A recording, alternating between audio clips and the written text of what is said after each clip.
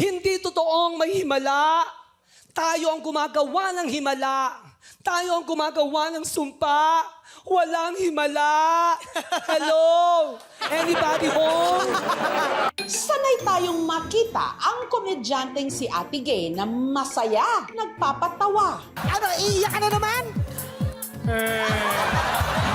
Ito, kilala? Michael Jackson? Kaya hindi handa ang lahat na kamakailan lang.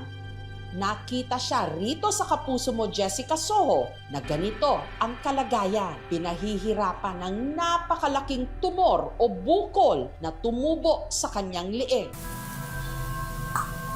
Ayon sa naunang diagnosis sa kanya ng mga doktor, meron siyang stage 4 nasopharyngeal carcinoma. Super malignant na siya.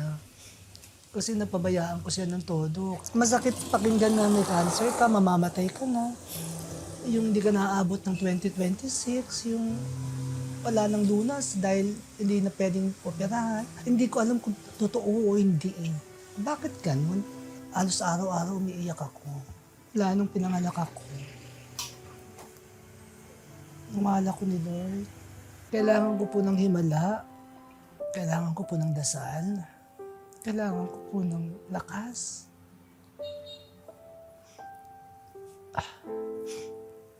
At sana po, makayanan ko ang araw-araw kong buhay sa ngayon. Ito yung sakit na mali. Na pinausok kong mali. Ito yun eh. Mula nung ipalabas ang kwento ni Ate Gay dito sa KMJS, dumating daw ang napakarami niyang anghel.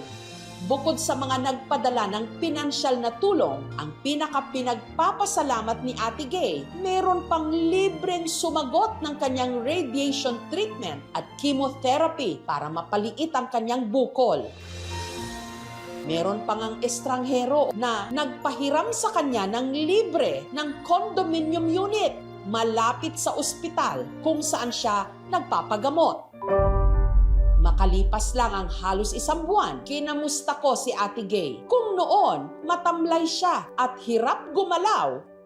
Ngayon, Hi, Ate Gay. Kamusta ka na? isang masiglang Ate Gay ang humarap sa akin. Patingin, siya alam mo isang kilo yan. Grabe, 10 no? centimeter. Before radiation pa nang nawala. Siguro sa blessings mo, kamusta ka na? Ang dati niyang malaking bukol, lumiit na nga. Ate Gay. Iiyak agad ako. Bakit naman? Kasi It's so good to see you. nakita kita ng Wow. Thank you, Lord. Maraming salamat Nakarating tayo sa puntong to.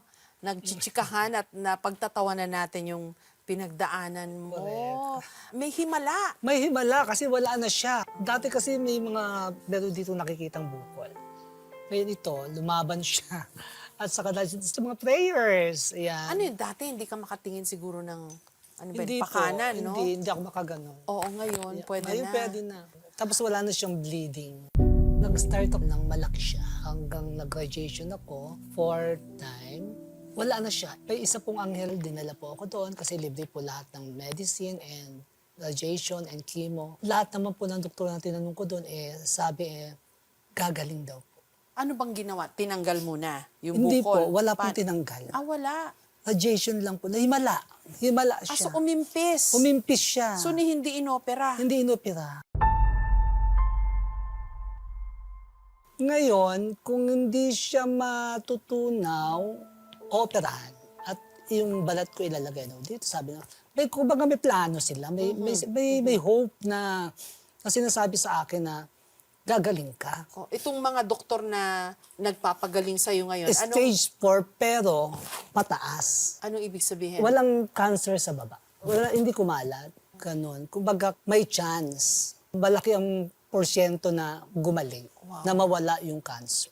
Maganda ang response ni Ate Gay. But we know na meron pa siyang chance, kunyari, mag-recur or kumalat sa ibang parts ng katawan. Anong sabi ng mga doktor? Makakakanta ka pa? Nakakakanta. Iniiwasan nila yung vocal cords ko sa radiation. Oh. Sabi ko nga, Manunod kayo ha, may concert ako sa Araneta. Kailan? Pag gumaling na Pag ako. gumaling. Anong prognosis ba nila sa'yo? Ano ba yung Gagaling? prognosis? Yung ano, Anong tanga-tanga? yung prognosis kung parang yung prediction nila ng paggaling. Ayun nga po, ang prognosis nila is tinutunaw na. Kasi wala na siya eh. Itong problema ko yung nagbi-bleed. Si Ate Gay malakas. Lumalaban siya kasi ang gusto niyang mabuhay. Sobrang nasashock po kami. Sobrang bilis ng pangyayari na sobrang liit agad. May himala talaga na through prayers is possible po talaga lahat. Ano sinasabi mo pag nagdadasal ka? Pagalingin niyo po ako lagi. Bago matulog, pagkagising, pagalingin niyo po ako, Lord. Yung pain, paano mo nakakaya? Yung sakit nung... Kasi may effect yan, yung radiation, Ang di ba? sakit niya nung una, nakaya ko. Kasi pag pumapasok ka dun sa radiation, pag hindi mo kaya, kakaway ka. Tapos, lalabas ka na naman. Another 30 minutes na naman yun. Tiniis ko kasi pag kumaway na naman ako, another 30 minutes na naman, hindi na kami matatapos. Yung chemo. radiation, yung chemo, nawawalan ako panlasa. Hindi naman ako nasusuka kasi binibigyan ako ng gamot naman. Saka may nutritionist ako doon. Libre din. Hindi pa nahuhulog yung hair. Po, dito lang po sa pinakalikod, hindi na ako makakal. Ang galing. Biro mo yun, hindi ka mawawala ng buhok, tapos hindi ka mawawala ng boses. Parang iniwas ka nga ng Panginoon, no? Ang lakas mo kay Lord, ah. Saka ang lakas ko sa mga fans at sa mga followers kasi halos ang dami nila, mga milyon na yatang messages. Ikwento mo nga, paano mo ba nalaman na merong mali, may diferensya Nananalamin- dito sa side ng mukha mo na to, sa kanan? Dito po, nananalamin ako. Parang hindi pantay yung mukha ko. Pina-check up ko, ultrasound. Tapos, pangalawa, CT scan. Ang result, benign. Okay. Tapos, ang biopsy, benign din. Kapag nag-show ako, kasi benign lang alam ko. Okay. Hanggang sa lumala na dun sa Canada, nagbi-bleed na siya, lumalaki na siya. Umuwi akong ganun ng bukol sa leeg ko. Tapos pagbaba ko ng Pilipinas, diretso na ako sa ospital. Kung Doon na saan? ako na-confine. Kasi sabi nila, di ba, may stages yan. Pag binalita sa'yo na may ganun kang kalalang sakit. Una, hindi mo matanggap, tapos nag-denial stage ka, tapos magagalit ka. Eh yun pa, sinabihan ka na may taning ka. Parang sinabi ko, Diyos ka ba? Ginanon mo yung doktor? Parang sa isip ko, Diyos ka ba? Parang diba, ikaw bang nagbigay ng buhay sa akin? Yung dialogue ni Vilma Santos sa Tulsura Cortez. Si Ate Diyos Gay, ka ba? si Ate Gay, Kaya ginagaya nga mo, hindi ko ah. nga sinabi yun sa kanya, baka malata. Nanigarilyo ka ba? Dati, Walang link yon. 2017 pa ako umista. Oo, pero wala daw. Paka-over fatigue, parang gano'n. Kasi nagkasakit na ako noong 2021. Anong sakit? Toxic epidermal necrolysis. Gadoan nagsusugat ito, gilagi nagsusugat. Natagtuklap lahat ito. Bago na yan mga kuko ko. Ah, so may Tapos ganun yung ka mga una. balat ko, pag nadidikitan, nalalaglag. Ah. Ganun siya. Dahil sa kanyang sakit, si Ate Gay halos nawalan na raw ng pag-asa noon hanggang nakilala raw niya ang taong para na rin kanyang guardian angel. Si Shay Revilla Si po. Shay Revilla. Siya po ang puno ng Gabay Guro. Kami po mga volunteer. Agad-agad siyang tumawag dun sa hospital at kinabukasan, doon ako pumunta. Ano yung sinagot nila yung pagpapagamot mo? Wow. Angel Pati siya. angel ko siya. Tapos ito pang ang masaya kasi lahat ng tumulong sa akin, connect sa akin eh. Lalo na mga iba pang artista like yung kasama ko sa work, mga gano'n. Tapos mga kaklase ko ng high school. So yung mga taong matagal mo nang hindi nakita, biglang parang, kinontak ka. Oo, parang Oo. paghuhukom. Di ba ganun daw yun? Pag pupunta ka sa langit, ito mga ginawa mo. Parang nakita ko silang lahat. natense ako doon, ha? Parang gumaling ka nga, pero pakiramdam mo, hindi, paghuhukom. parang ganun ginawa sa akin ni Lord. Kumbaga, ay, alam mo bang bait-bait mo nung high school ka? Itong mga klase mo. May mga pumapasok na Na pondo. pumapasok na na mga, kung ito total mo yun, pasok sa banga. Kahit Kahit maliit. konti-konti, O kahit patak-patak, Opo, nakatulong. Nakatulong. Wow. Walang pork Maraming barrel salamat. doon? Pwede ba ako maging stand-up comedian? So, ayaw niya ng nega. Ang sabi ba ng doktor, bawal ang nega sa'yo? Hindi naman po. Wag lang ma-stress. Uy, patok yun ha. Sa comedy bar ngayon, patok yun. Yung mga kurakot. Ay, opo. O, tingnan niyo, okay na si Ate Gay. Ang taas ng mga takong niya. Iyan ang pruweba. Saka nagpapakulay ako ng hair. Kahit Oo. may cancer ako, nakakaloka. Di ba bawal? Hindi ko alam, pero ito eh. Ito ako eh. Buhok mo yan, te? O Opo, ano? buhok ko. Hindi wig? Hindi. Pasabunot nga. Galing naman. Yung ba may cancer, nakapagpakulay pa ng buhok at nakapagtakong? Ano na iisip mo sa buhay mo ngayon? Sa bawat umaga, nagigising ka, yung mga ganyan. Araw-araw kong gigising ng umaga, pumunta sa ospital, magpa-radiation, magpapakimo, tapos uuwi uli ng condo. Ay, Ma'am Jessica, yung condo nga palang tinitiran ko ngayon, may nagpairam. Kilala mo yon? Hindi po. Talaga? Sa Facebook lang po. Ang bait naman. Po, si Mary Grace and Reggie, mag-asawa po sila. Nung time na yon na nag-struggle talaga ako mag-asawa kasi medyo nagkakaroon kami ng problema sa negosyo namin. Pasuko na rin kami sa totoo lang, pero nung nakita namin si Ate Gay na stage 4 cancer na siya, pero lumalaban pa rin siya. Hindi siya nawawalan ng pag-asa. Kami, ganun din ang ginawa namin. Tuloy lang, laban lang kahit mahirap. Iniidolo naman sila ng partner ko at ng tito niya. Kaya napag-usapan din namin na pwede na siya doon. Pwede siyang magstay hanggang kailan niya gusto para makapagpahinga siya ng husto. Ang bait ng tao, no? Lahat ng nakapaligid sa akin po. Mabait. Kasi minsan nawawala na tayong tiwala sa tao eh. Pero eto kasi nasabi mo, pag oras ka na ngailangan, makikita mo pa rin na mabait talaga ang mga tao. Opo, magaling si Lord. Binibigay sa iyo yung mga handang tumulong. O ngayon, nandito ka na. Anong pakiramdam? Diyos ko po, isa sa mga pinangarap ko makaharap. Miss Jessica Soho. Tagal ko na namin ginigest, ha? Opo, pero hindi pa tayo Oo, nagkakaharap. hindi pa kita nai-interview. At maraming salamat po sa inyo dahil marami pong nakaalam. Lahat ng mga kaklase ko, halos lahat sila nakapanood ng Jessica Soho. Doon nila nalaman ba Opo. na may sakit ka? Opo, at saka nananawagan po ako, Ma'am Jessica, sa ating gobyerno na marami kasing mga may cancer na hindi nagpapagamot kasi kakulangan ng pinansyal. At sana po magkaroon po sana ng libre. Hindi yung mamamatay ka sa kapipila. Sana bigyan to ng pansin ng Department of Health. Ako na ang nag-iisang superstar, Ate Gay! Kwento mo nga sa akin yung buhay mo. Paano ka ba naging si Ate Gay? Ako po si Hil Morales sa totoong buhay. Lumaki po sa Tondo. Ang nanay ko dati nagwewete. Ako taga-kubra. Kolektor ka. Mga nagtataya sa kanya kasi doon kami nabubuhay.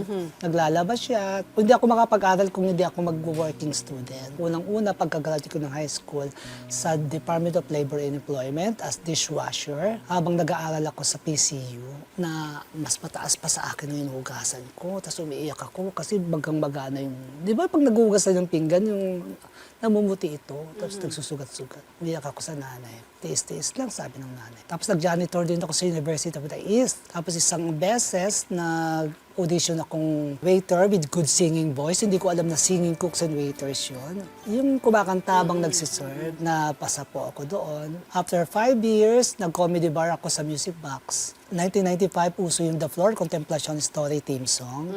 Yung kahit konting awa. Kumanta ako, akala nila nagli-lip sync ako. Nuranyan yung mga may-ari. Kinuha ako doon sa comedy bar. Doon pala yung mundo ko. Natuto na ako magpatawa doon. Kaya mo pala magbihis ng ganyan eh. Ay, kung para naman sa suot mo, nako, parang mukhang marami kang pinatay na hayop bago mas masuot yan. Kasi chocolate ba naman ang una mong kasama sa work? Dalawa lang kayo sa stage, mula alas 8 hanggang alas 3 ng madaling araw. Kung hindi ko po kayo ginaya, naku, hindi ko alam kung saan ako pupulutin. Maraming salamat po. Pero nung naging stand-up comedian ka, bakit si Nora Honor ang napili mong gayahin? Kasi kaboses ko daw po siya. So Noranyan ka. Nanay ko Noranyan, naging Noranyan po ako dahil ayun ang naging trabaho ko. Yung totoo, Bilmanyan ka o Kasi Noranyan ang ka? kasabayan ko kasi sila Maricel, mga kadalagaan okay, ko Maricel, Sharon. Kumanta ka! Please! Kanta! Paano mo na-discover na magaling ka pala magpatawa? Actually, hindi naman talaga ako magaling magpatawa. Ang humble mo naman. Nararamdaman lang nila ang puso ko. Kahit hindi nakakatawa yung mga jokes ko, pero tumatawa sila. Dahil gusto nila ako. Ayun ang nararamdaman ko. So, ang meron ka karisma, gano'n? Ayun po. Tatagal ka ba ng ganyan kung wala kang talent? Dito ako! Akala nyo, hindi ako makakapasok, no? Nakapagpuno na nga ako ng MOA Arena, Ma'am Jessica, 2012. Talaga? Ayun yung time na yun, 2012. Naalala ko Wala man ako yan. masabi. Ang pagkakaalam ko sa cancer, pagka malala na, pagka nasa stage 4 ka na, yung iba, ayoko na mag-radiation, ayoko na mag-chemo, kasi doon ka rin naman papunta. Buti in your case na papayag ka. Ayaw ng mga kapatid ko, akong gusto. At nagpunta pala ako sa albularyo. Anong ginawa nung albularyo? Dilinis lang ang spiritual, parang ganun. Dasal-dasal. Bago ka nag-radiation at chemo, pumunta ka muna sa albularyo? Opo. Tinry niya akong i-hypnotize pa yun. Hindi eh. Ako pa rin ang sumasagot. Kaya nung tinatanong pa, sino ka? Sabi mo, Ako to. ang daming leksyon sa kaso mo, no? Dapat pumunta sa tamang doktor. Humingi ng second opinion. Pag sinabing may taning ka na sa buhay, Ay, huwag kayong maniniwala. May himala. lumaban. Tayong gumagawa ng himala, kaya may himala.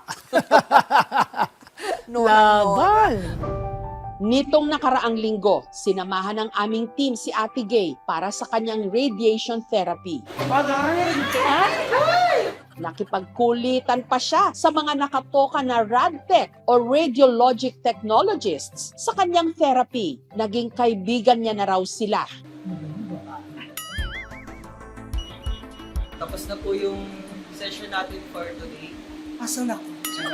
Noong una lang ako nahihirapan talaga yung first day ko. Kasi masakit yung bato ko tapos nagkalat pa ng buko ko. Ngayon, sila siya, kaya okay na ako.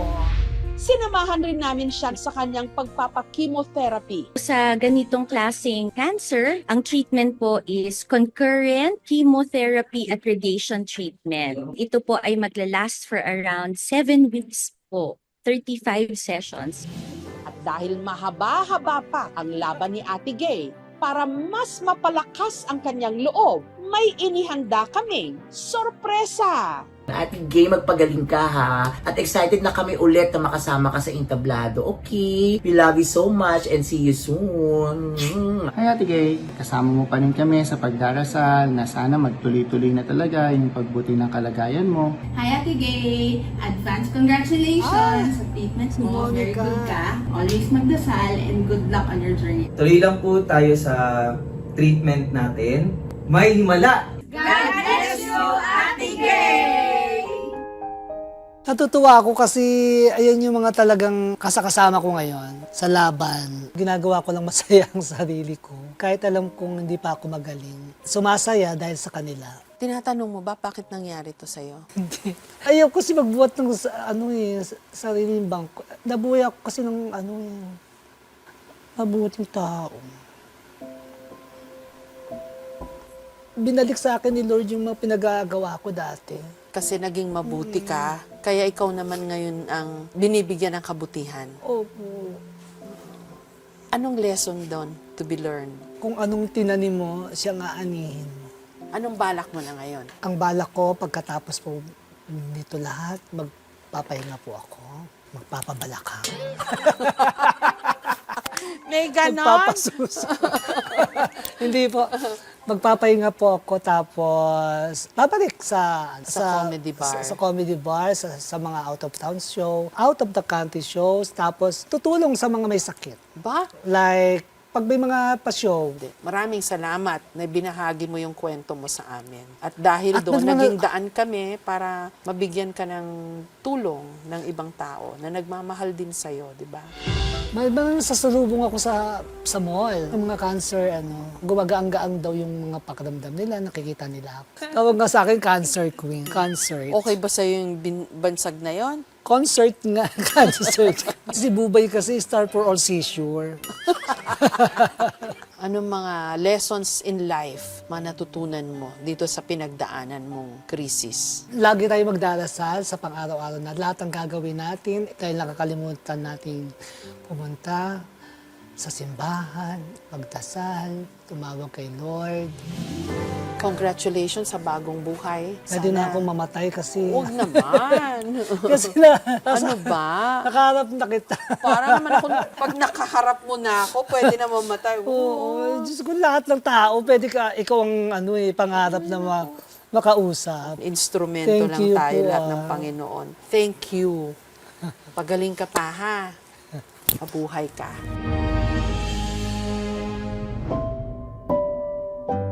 Lahat tayo dumaraan sa kabanata ng buhay kung kailan sinusubok ang ating katatagan at lalim ng pananampalataya.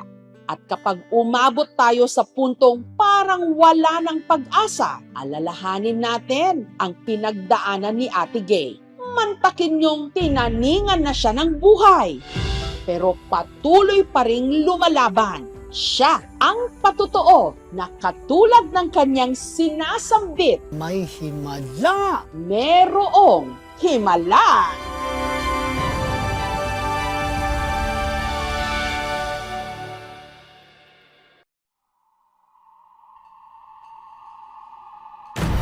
Epe, pang ilan na ba yun? Patay ang kinakain. Buhay naman tayong lahat. Kapag kinakabahan.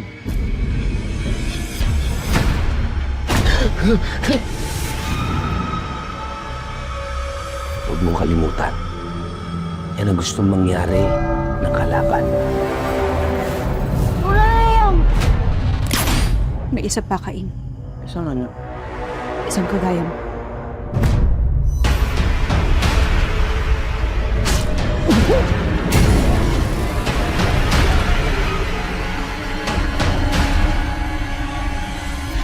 Kapag nagpapakita daw si Pochong, may mamamatay. In the name of our Lord Jesus Christ. Stay away from the people of God. May nakita talaga ang verbal ang hipid. Mata ng pusa tapos pakpak ng paniki. Puti tapos mahaba ng kapong. Let us pray.